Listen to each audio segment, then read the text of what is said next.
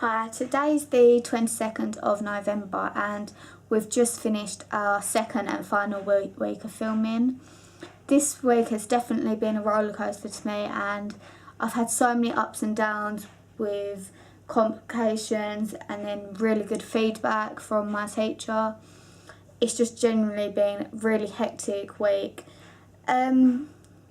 This week I interviewed a boy called Callum, who's a Year 7 student who takes part in the learning support. But I found he's very shy on camera, and this really showed within my footage. And although I want to portray the truth, I can't really show footage where someone is really quiet, they're really fidgeting and they look down from the camera quite a lot. This is only because he felt uncomfortable in the situation, and I don't want to use footage of someone who's not 100% comfortable in being filmed, which could suggest he's not 100% comfortable in being involved in it, even though he's had a release form signed.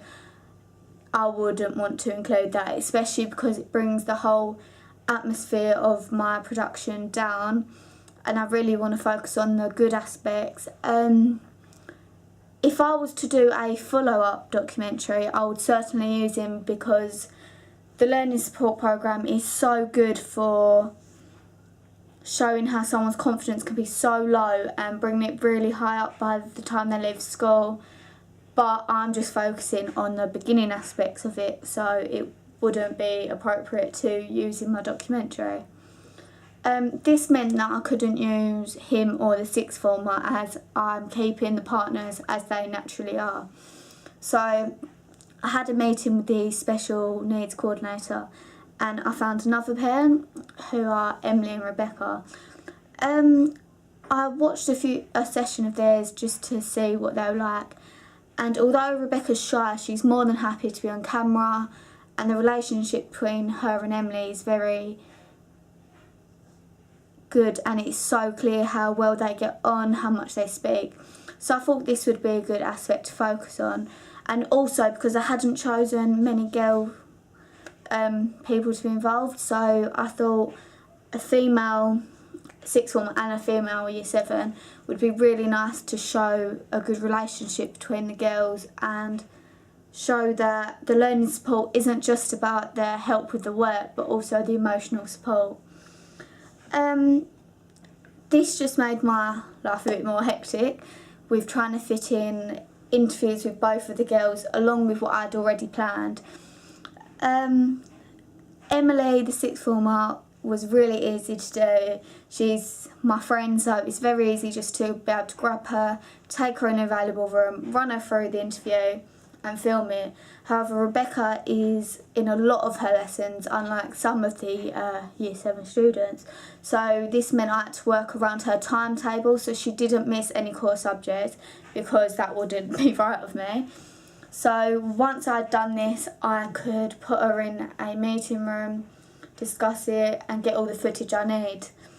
I also interviewed Jack this week, who's autistic, but he's the most amazing character ever. He just lights up a room, and it was so evident in the filming. Once I watched the footage back, I showed a couple of my classmates and they absolutely fell in love with him.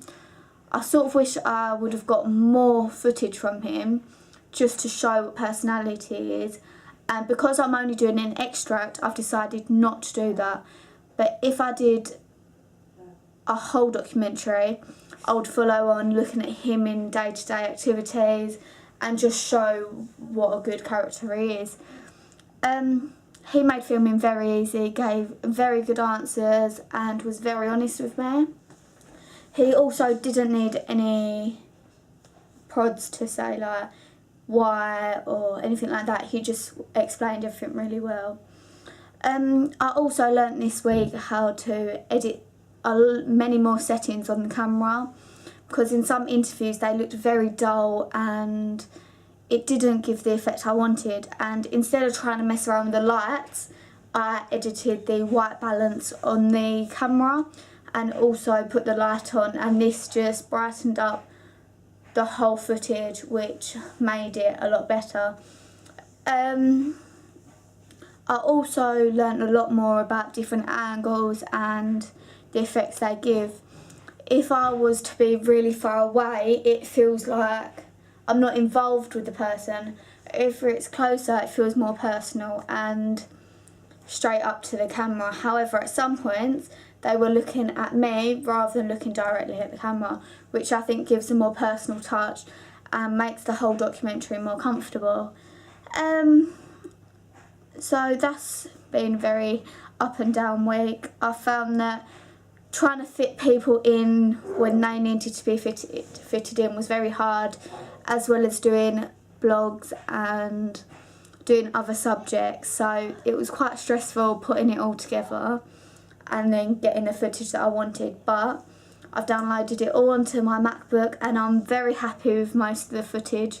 However, one interview I'm going to do again, and that was with Emily, just because of where we did it the first time round. It was a little bit noisier than our festival, and on the footage you could really hear footsteps, and I didn't want that. So we're gonna have one day next week just to get that done, and then I'm gonna start editing next week. And I have got some ideas for the editing. Obviously I've got my storyboard to show how it's gonna go, and I've got different ideas for transitions, music. So I'm gonna see how that goes, and I will let you know.